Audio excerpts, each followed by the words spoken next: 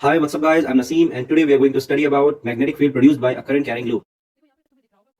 So what you see on the screen is कि there is a copper coil which is encased in a transparent slab, and in the transparent slab some oil is filled and that oil is suspended some fine iron particles. और जब हम इस पे electric supply देंगे, external electric supply देंगे, तो हम देखेंगे कि ये आयरन फिलिंग्स जो हैं ये अपने आप को एक बहुत ही ब्यूटीफुल पैटर्न में अलाइन करने लगती है। Like you can see on the screen कि ये पैटर्न जो है ये वाकई काफी ब्यूटीफुल है। It is almost looking like an owl, जिसके एंड्स पे दोनों आइस के जैसा दिख रहा है और ऑलमोस्ट सर्कुलर है। जबकि जैसे जैसे हम सेंटर की तरफ जाते जाते हैं उसके कर्व जो है वो और ज्यादा स्ट्रेट होते जाते हैं और बीच में बिल्कुल ये एक हमें स्ट्रेट लाइन मिलती है। So it is beautiful Indeed. Now अगर हम इसको, ये तो हमारा एक प्रैक्टिकल हो गया, अब हम इसके देखेंगे कि ये इस तरह की मैग्नेटिक फील्ड लाइंस क्यों प्रोड्यूस हो रही हैं इस कॉइल में। तो इसके लिए हम एक कॉइल ले लेते हैं जो कि ऑब्वियसली सर्कुलर ही होगा। In this circular coil we are going to supply some current. So like you see, जो करंट है वो सर्कुलर वे में मूव कर रहा है। I would like to clear it beforehand कि जब हम इसको टॉप से देखेंगे तो हमें लगेगा कि ये जो करंट है ये एंटी क्लॉकवाइज डायरेक्शन में मूव कर रहा है, जबकि जब हम इसको नीचे से देखेंगे तो हमें लगेगा कि जो करंट है कॉइल में वो क्लॉकवाइज डायरेक्शन में मूव कर रहा है। तो ये clockwise anti clockwise is going to matter to you because that will define the polarity of the magnetic field which is going to produced when the current is going to flow in this coil.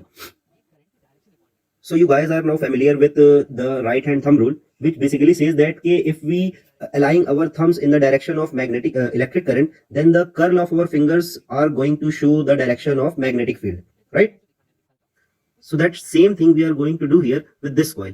In this coil we are going to try out the right hand thumb rule by attaching our hand with it. Don't worry about the current, हमें current नहीं लगेगा। तो हमने जिस direction में magnetic electric current flow हो रहा है उसी डायरेक्शन में अपना हैंड अलाइन किया, तो ये जो इस पे मैग्नेटिक फील्ड प्रोड्यूस होगी वो किस तरह की प्रोड्यूस होगी वो हमारे हाथों का कर्ल बताएगा। सो लाइक वी सी के हमारा जो इनर कॉइल है उसमें मैग्नेटिक फील्ड जो है वो डाउन टू अप प्रोड्यूस होगी, जबकि बाहर की तरफ जो है वो अप टू डाउन प्रोड्यूस होगी, कॉन्सेंट्रिक सर्कल्स में प्रोड्यूस होगी अगेन। एंड जो अंदर की तरफ है वहां से फ्रॉम डाउन टू अप जा रही है, जबकि बाहर की तरफ जो है वो अप टू डाउन आ रही है। इस तरह से हम किसी भी पॉइंट पे लेके मैग्नेटिक फील्ड को डिस्क्राइब कर सकते हैं। एट एनी पॉइंट, हर एक पॉइंट पे मैग्नेटिक फील्ड प्रोड्यूस होगी और हर एक पॉइंट पे जब वो अंदर की से बाहर की तरफ आ रही है तो अपवर्ड डायरेक्शन में होगी, जबकि जब बाहर की तरफ होगी तो वो डाउनवर्ड डायरेक्शन में होगी।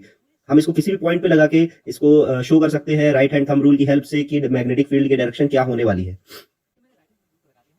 सो at each point the magnetic field is going to remain the same. अंदर जब हम हैं तो मैग्नेटिक फील्ड जो है वो नीचे से ऊपर की तरफ आ रही है, जबकि बाहर जब हम हैं तो ऊपर से नीचे की तरफ कॉन्सेंट्रिक सर्कल्स में हर एक पॉइंट पे मैग्नेटिक फील्ड वहां पे प्रोड्यूस हो रही है। जबकि सेंटर पे क्या होगा, सेंटर पे बिल्कुल हमें एक स्ट्रेट लाइन मिलने वाली है। तो आप इसको एक और ज्यादा एक सिंप्लीफाइड वे में देखिए कि किस तरह से हमें सेंटर में एक बिल्कुल स्ट्रेट लाइन मिलने वाली है अगर हम हर एक पॉइंट की मैग्नेटिक फील्ड को अलाइन करें, शो करें यहाँ पे। तो जैसा कि आप देख रहे हैं एंड्स पे ऑलमोस्ट सर्कुलर है, जबकि जैसे जैसे हम सेंटर की तरफ आ रहे हैं तो हमें एक उसी तरह का पैटर्न दिख रहा है जिस तरह से हमने उस एक्सपेरिमेंट में देखा था कि सेंटर पे तो बिल्कुल एक स्ट्रेट लाइन है, जबकि एंड्स पे क्या है, जैसे जैसे हम सेंटर से एंड्स की तरफ आ रहे हैं वो हमें ऑलमोस्ट एक एलिप्स मिल रहा है और उसके बाद एंड्स पे कॉर्नर पे बिल्कुल हमें सर्कुलर मिल रहा है। अब इस डायग्राम को देख के आपको एक और डायग्राम की याद आ रही होगी, आप थोड़ा याद करने की कोशिश करिए। यस, इसकी मैग्नेटिक फील्ड जो है ये ऑलमोस्ट एक बार मैग्नेट की मैग्नेटिक फील्ड के जैसे है, जिसमें सेम एज इसी तरह की मैग्नेटिक फील्ड प्रोड्यूस होती है।